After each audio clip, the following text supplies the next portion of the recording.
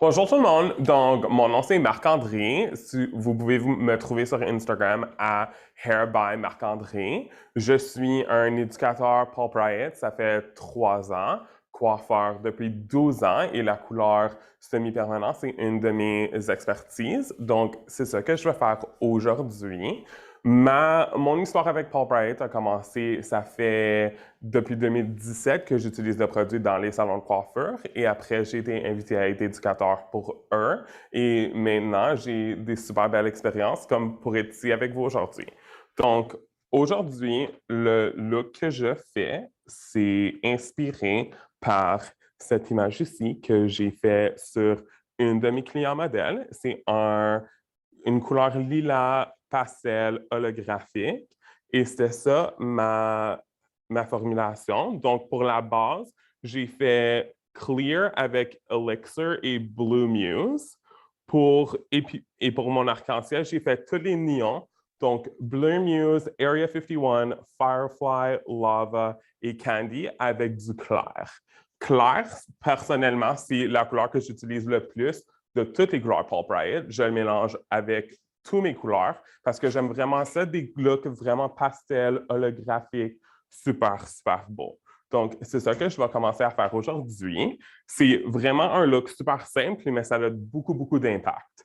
Donc, je vais commencer sur mon niveau 9-10, jaune banane un peu. Je vais commencer avec mes sections arc-en-ciel et après, je vais aller avec ma couleur base.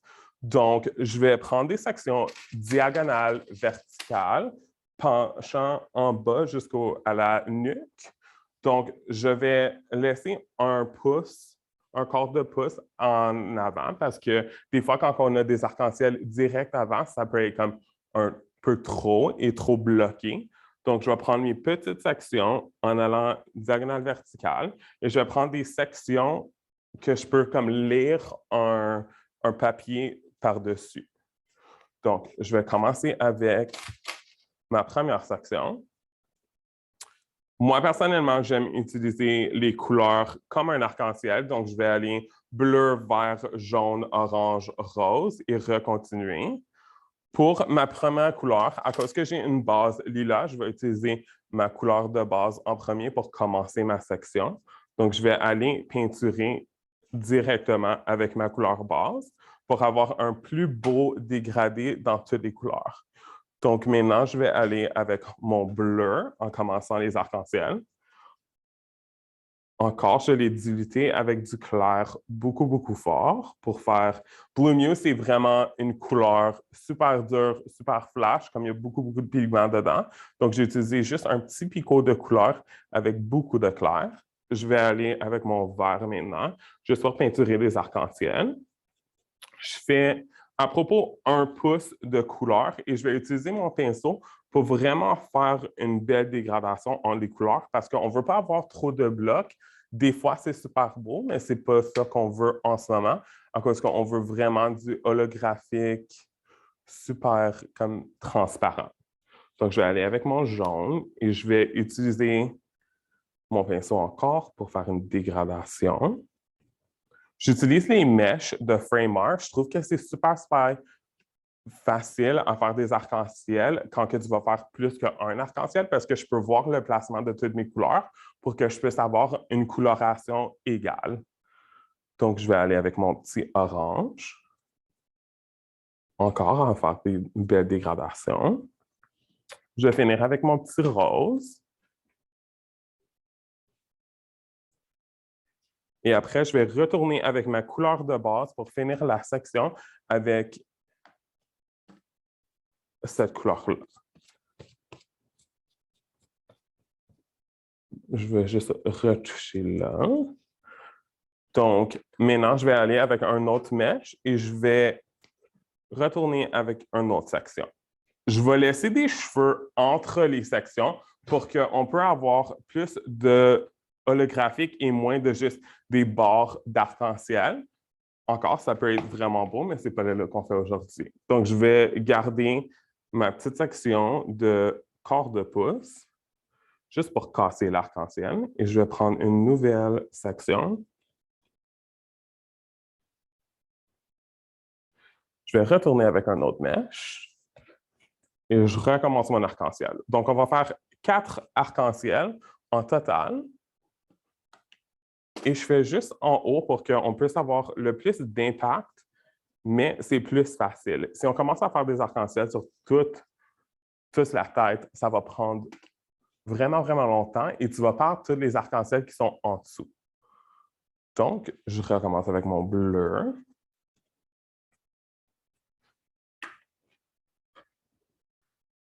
Est-ce qu'on a des questions déjà? Non, pas pour l'instant. Parfait. Personnellement, j'aime utiliser des brosses assez grandes, mais vraiment dures pour que je puisse avoir plus de contrôle avec mes couleurs. Et à cause que j'utilise des pinceaux qui sont vraiment larges, c'est plus facile et plus vite. Et encore, on va faire des belles dégradations.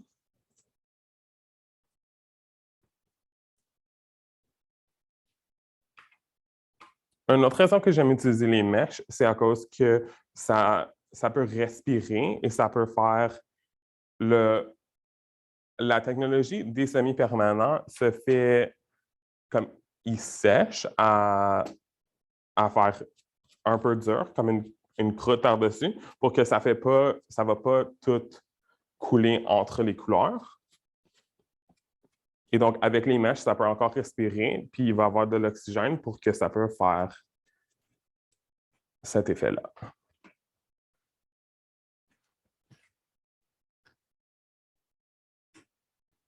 J'y vais pour ma troisième. Encore cette fois-là, je vais aller un demi-pouce, comme la moitié d'un pouce, juste pour qu'on puisse avoir plus d'arc-en-ciel en avant pour avoir un beau effet d'arc-en-ciel et en arrière, un peu moins, pour avoir l'air look un peu naturel, même si on fait des arc-en-ciel. Donc encore, je prends une petite section.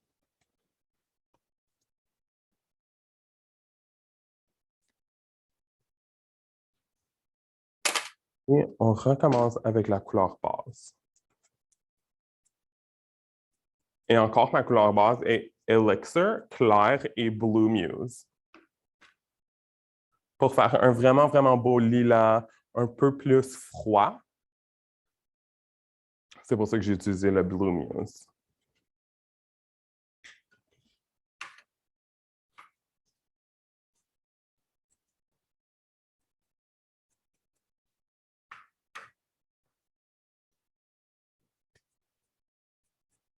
J'y vais par-dessus ma dernière couleur un petit peu, juste pour encore faire une belle marque de couleur pour pas qu'on ait des vraiment blocs, des lignes dures. On veut vraiment pastel holographique.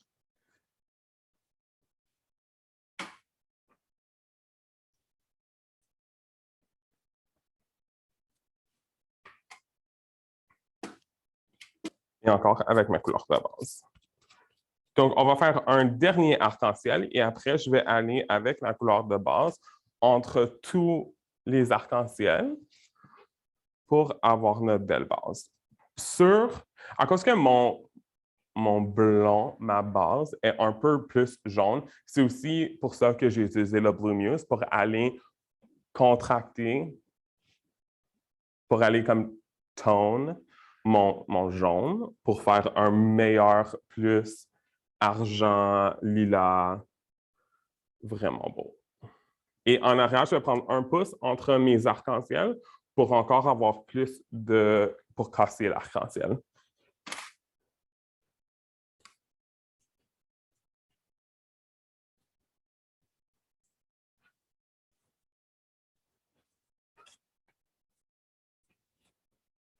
Parfait. Donc, encore avec ma base. Les choses que moi j'aime beaucoup à propos de cette technique-là, c'est vraiment simple, mais effective. Ça va te donner tout le look que vous avez besoin, mais c'est assez facile et c'est assez vite à faire parce que des fois, peinturer des arcs-en-ciel pour 3 heures de temps, c'est comme un peu trop dans ta journée en arrière de la chaise.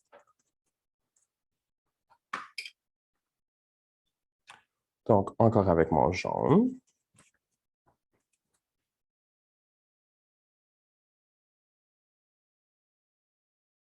Oui, absolument. Si vous avez des questions et si vous interactez, vous pouvez gagner des prix dans le chat de Zoom que vous êtes dans. Donc, si vous avez des questions, vous pouvez gagner des prix, des super beaux prix. Et aussi, si vous avez des questions à propos des produits, je pense qu'il y a des... C'est quoi? Il y a un lien, dans le fond, sur la plateforme d'Affecto, juste à scanner avec le code QR, puis les gens peuvent entrer dans le concours. Parfait. Donc, si vous avez le scan QR, dans le lien, vous pouvez gagner des prix super beaux, juste comme ça. Non? Quelqu'un qui me demande, Marc-André, c'est quoi les couleurs que tu utilises en ce moment? Parfait. Donc, je vais juste vous remontrer ça. Donc, personnellement, j'utilise une petite affaire à pinceau, à peinture. J'aime vraiment ça, c'est super, super facile. Puis ça garde toutes mes couleurs séparées tant que je mélange tous mes pastels. Donc, j'utilise clair et lava, candy et clair, blue muse et clair, Area 51 est clair et Firefly est clair. Donc, j'ai fait tous mes pastels avec les néons à cause que les couleurs néons qui ont tellement de pigments mélangés avec les pastels nous donnent un peu plus que juste utiliser blush, sea glass, powder et les couleurs pastel lilas comme on a. J'utilise juste les néons avec du clair. Et je vais aussi utiliser ma... Si vous voulez faire un screenshot, j'ai fait une formule de toutes mes couleurs. Donc, si vous voulez faire un screenshot, vous pouvez avoir les formules.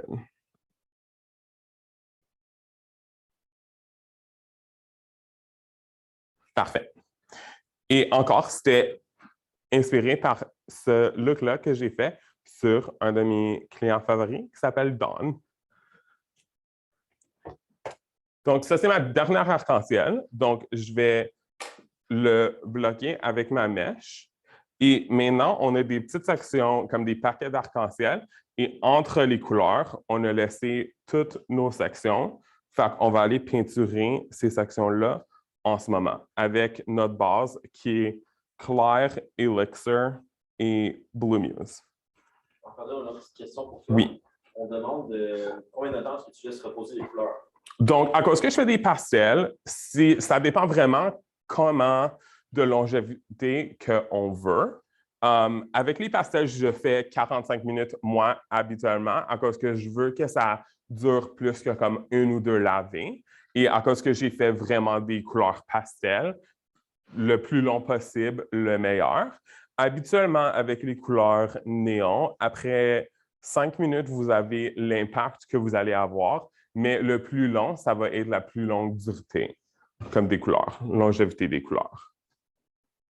Mais moi, ici, à cause que c'est une tête de mannequin, hier, j'ai laissé ça pour comme 8 heures parce que j'avais un photoshoot à faire. Donc, elle a eu un super beau traitement pour Bryant. À cause que les couleurs sont basées en du revitalisant, ça ne va pas maganer les cheveux du tout. Et avec les pastels, mon meilleur truc, c'est que je rince les couleurs, mais je n'utilise pas de revitalisant ou de shampoing après que j'utilise le Pulp Riot. À cause que c'est basé en revitalisant, j'utilise le pulp comme du revitalisant. On a une autre petite question encore. Oui. On demande, c'est Karine qui demande quelle sorte de papier est-ce que tu utilises entre tes mèches? Le papier que tu mets. J'utilise les Manic Mesh par MB, qui sont c'est Manic Mesh MB par Framar.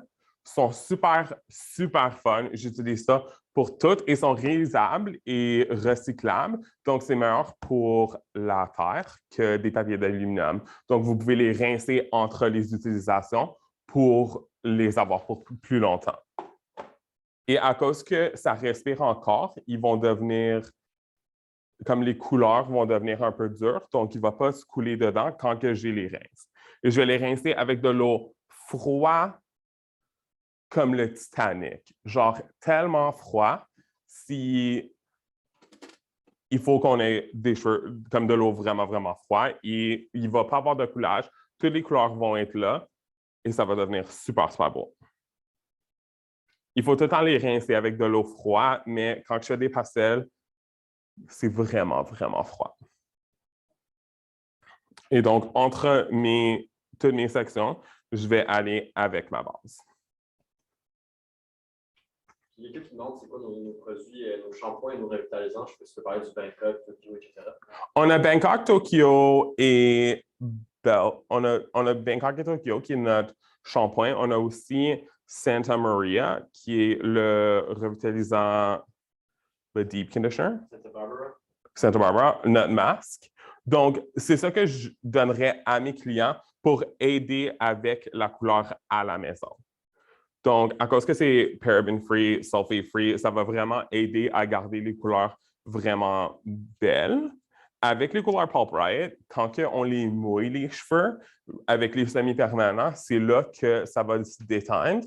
Donc, je dis à tous mes clients d'utiliser beaucoup de comme shampoing sec et de vraiment essayer de ne pas laver les cheveux aussitôt.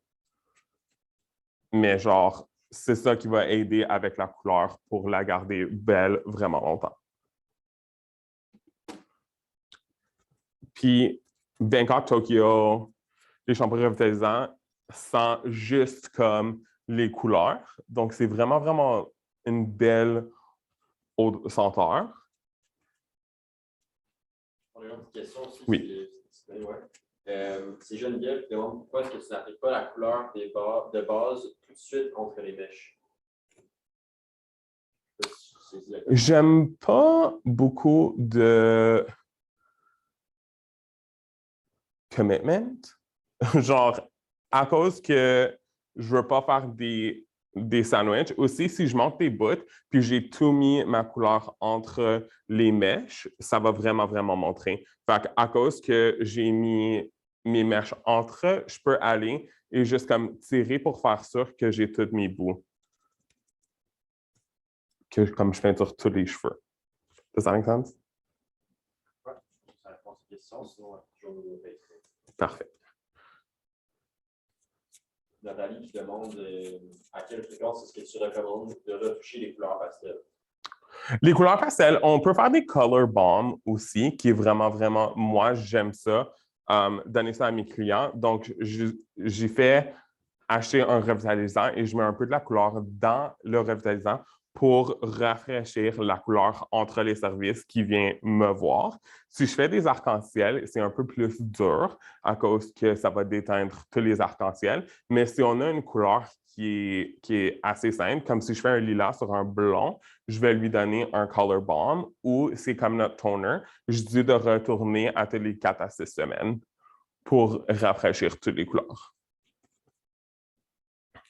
On a Anne-Sophie qui te demande est-ce que tu dois emballer tous les cheveux durant le temps de pause pour pas que la couleur sèche? Non. On aime ça quand la couleur sèche. À cause que la couleur sèche, ça donne pas ça coule pas toutes les couleurs ensemble. Donc, à cause que ça devient un peu dur, c'est ça qu'on veut. Et après, quand on rince ça avec de l'eau froide, on n'a pas de coulage du tout. Fait que c'est pour ça que j'ai vraiment la confiance en la couleur à mettre toutes mes couleurs arc-en-ciel et je vais encore avoir des super beaux arc-en-ciel quand je rince.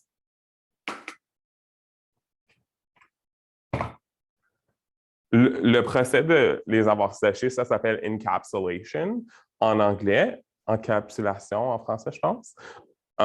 Mais ça l'aide à ne pas avoir du coulage entre toutes les couleurs. Donc, avec le bubble technique, où on peinture toutes les couleurs un après l'autre, c'est comme ça qu'on a vraiment la confiance en la couleur à ne pas avoir du coulage comme les autres compagnies de couleurs fantasmes. On a une autre question encore. Oui. C'est Alison qui demande combien rajoutes-tu de ton revitalisant ou masque et combien charges-tu? Je pense que la question à Alison fait référence peut-être au color bomb. Oui. Donc, pour le color bomb, habituellement, quand je fais la couleur, comme je mélange ben trop déjà, fait que je vais juste laisser le restant de la couleur dedans ou je vais ajouter comme des petits shots, puis j'ajoute juste comme de 5 à 10 $ plus de charge que mon revitalisant, juste pour aider avec comme le produit, comme le coût de la produit, mais c'est pas aussi tant que... C'est ça que j'aime, que c'est vraiment... On peut mélanger n'importe quoi qu'on veut. Donc, ça dépend de la couleur du client, mais habituellement, c'est un autre comme 5 à 10 pour acheter de la couleur dans le revitalisant. Pour ton look, en général, il y a quelqu'un qui te demande combien tu charges, vu que c'est un peu plus long de faire ça. C'est de la coloration semi avec beaucoup d'étages. Tu chargerais combien environ? OK, donc moi, j'habite dans une vraiment petite ville en Ontario, donc nos prix sont un peu moins chers. Donc, ça dépend vraiment à votre location. Mais moi, personnellement, pour le look que j'avais fait, ça serait... Moi, j'ai chargé 300 à cause que j'ai décoloré tous les cheveux et j'ai ajouté les arcs-en-ciel avec notre couleur de base. Mais encore, je suis dans une vraiment petite ville en Ontario et comme c'est pas si cher que ça. Donc, si je serais dans une grande ville, ça serait vraiment plus cher. J'ai des amis sur l'équipe Albright qui coûtent jusqu'à comme 700 pour un couleur juste comme ça. Fait que ça dépend vraiment de la location et le salon que vous êtes dedans. Mais habituellement, je charge environ comme 65 à 75 par heure plus produit. Bienvenue. Et donc, qu'est-ce que je vais faire, c'est que je vais juste colorer toutes les autres couleurs entre mes mèches, ma couleur de base, pour avoir un effet plus holographique et plus comme cassé. Comme ça. Donc, c'est encore mes couleurs. Vraiment, je voulais vraiment un look cassé, holographique. Peut-être il y a des arcs-en-ciel, peut-être que c'est juste comme de la lumière qui va dans une vitre.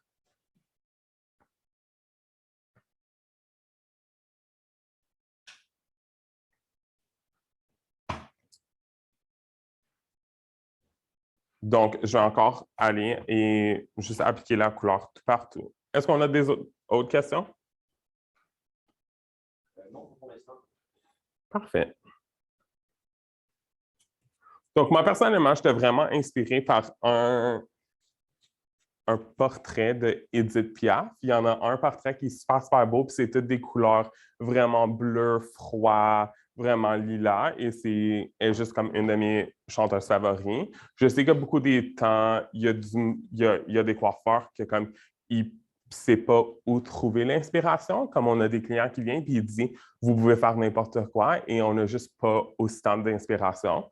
Moi, personnellement, pour l'inspiration, je regarde beaucoup. J'ai une collection de vinyl. Fait que j'utilise mes albums comme les couleurs qu'ils utilisaient et l'art qu'ils utilisaient sur les albums dans les années avant. Ils sont vraiment inspirants à moi. Aussi, j'adore ça, la nature et la fashion. Donc, j'utilise ça comme fashion pour faire des nouveaux looks. Et c'est ça que moi, j'aime beaucoup. Donc, cette couleur-là, c'est inspiré par un album de Edith Piaf des années comme 1950. Et j'aime vraiment ça qu'on l'a fait vraiment moderne et juste comme dans les temps aujourd'hui, même si... Puis moi, je pense que Edith Piaf l'aurait aimé aujourd'hui. Là, il y a une autre question pour toi. Oui. Elle demande, est-ce que tu places seulement des arcs-en-ciel sur le dessus ou en dessous aussi? Moi, personnellement, je fais juste sur dessus à cause que je veux avoir encore simple et effective. On ne peut pas voir les arcs-en-ciel en bas. Donc, si ma cliente ne porte pas ses cheveux moitié en haut, moitié en bas, personne ne va savoir qu'elle n'a pas des arcs-en-ciel. C'est comme ça qu'on peut faire une couleur un peu plus budget, comme pour notre client, avoir vraiment effective et simple. Donc, ça n'a pas été si dur que ça. Et ça ne nous a pas pris trop de temps. Aussi, ma cliente Dawn, que j'ai montré la photo avant, elle est toute rasée en dessous. Donc, j'ai vraiment juste fait des arcs-en-ciel en haut. Et je voulais vraiment utiliser ça pour faire plus de dimensions. Et donc, tant qu'il y a du mouvement dans les cheveux, on n'a pas trop d'arc-en-ciel qui se perd en dessous. Donc, vraiment, c'était juste sur le top. J'ai fait comme des petites sections en haut, puis j'ai juste fait 4 arc-en-ciel. Est-ce que ça a répondu à la question? Je pense que oui. On va faire une question. Parfait.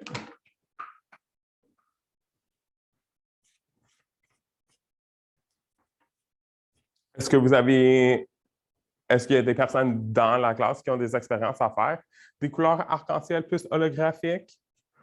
Ou est-ce que vous allez l'essayer après ça?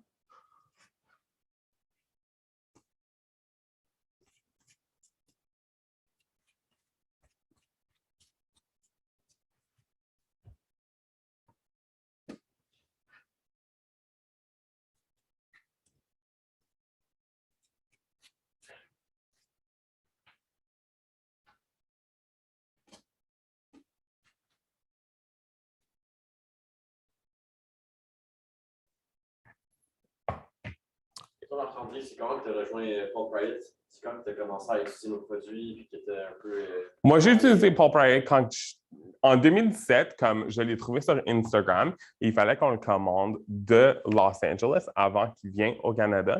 Puis tu attendais comme 8 semaines pour avoir tes produits. Puis on était tous vraiment, vraiment excités. Donc, j'ai commencé à utiliser les produits en comme 2017-2008 et en 2019, j'ai été à The ABA, qui est comme un gros show en Ontario, à Toronto, et j'ai été capable de rencontrer comme Carson, qui est notre directeur éducateur, et beaucoup des autres membres de l'équipe Pulp Riot, et j'ai été invité à être un éducateur avec eux. Et donc, ça l'a vraiment, vraiment boosté comme ma carrière à faire des couleurs semi-permanentes. Avant ça, je faisais beaucoup, beaucoup de blanc et de balayage et maintenant, j'ai plus de clients qui aiment ça. Donc, ça a vraiment commencé, ça fait vraiment longtemps, mais les arcs-en-ciel, ça a comme commencé à l'entour de 2 à 3 ans. Puis maintenant, je veux juste peinturer des arcs-en-ciel sur tout. Et donc, la compagnie, elle a commencé en 2017 par Alexis P. David à Los Angeles, dans leur garage. Et c'était vraiment fait par des coiffeurs pour des coiffeurs, à cause que Alexis ne pouvait pas trouver un produit qui faisait tout ce qu'elle voulait. Donc, elle a vraiment inventé son propre produit et ça l'a vraiment changé comme ça a vraiment changé la couleur semi-permanent et fashion. Parce qu'avant ça, on n'avait pas autant d'options. Et l'affaire que moi, j'aime personnellement avec le Pulp Riot, c'est qu'on peut faire des couleurs vraiment claires, mais encore vraiment pigmentées. Donc, même si c'est des pastels, c'est vraiment égal, comme c'est une couleur vraiment égale avec les pigments. Donc, je peux faire n'importe quoi que je veux et j'ai le produit pour le faire. Des fois, avec d'autres compagnies, c'est comme un peu trop foncé, pas assez clair. J'aime ça quand ça a l'air vraiment léger et juste comme des petites fées, comme des fairy lights. Fait que c'est comme ça que ça a commencé mon obsession avec des cheveux arc-en-ciel pastel. Autre question pour toi. Oui. Ça vient de Pierrot. Je te demande, est-ce que c'est plus difficile les couleurs foncées à faire un hologramme? Oui. Pour faire, c'est pas plus difficile, ça a l'air super, super beau, mais ça a l'air moins hologramme et plus comme oil slick, comme de l'huile dans l'eau. Fait on peut faire ça avec des couleurs plus foncées. Donc, je pourrais aller avec genre Nightfall, Guardian, Satire ou Lemon pour faire mes arcs-en-ciel. Mais à cause que ça va être plus foncé, ça va avoir l'air plus oil slick. C'est super, super beau et ça arrive beaucoup, mais ça ne va pas être si hologramme, ça serait plus oil slick et moins vraiment pastel. Comme moins pastelisé.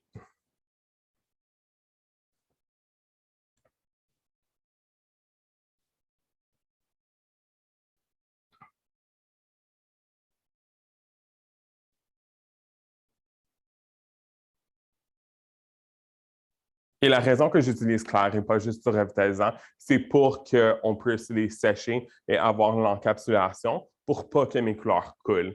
Je trouve que si on utilise du revitalisant au lieu du clair, ça ne va pas sécher puis ça ne va pas avoir la même réaction chimie. Donc, ça peut couler dans toutes les couleurs. Et si on fait les couleurs plus foncées, c'est là qu'on peut avoir plus de couleurs qui saignent dans les autres couleurs.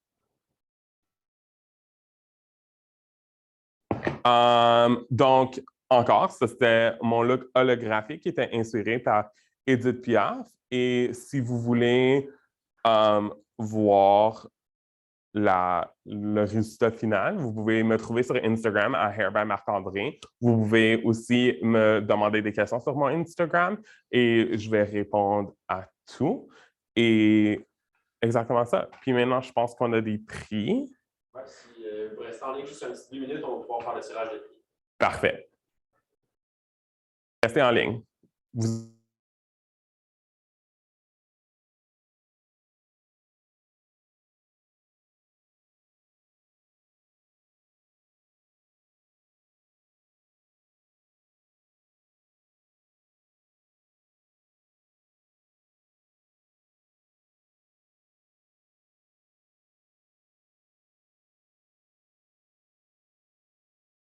On a les prix. On a une super belle boîte Faction 8 Interstellar. C'est la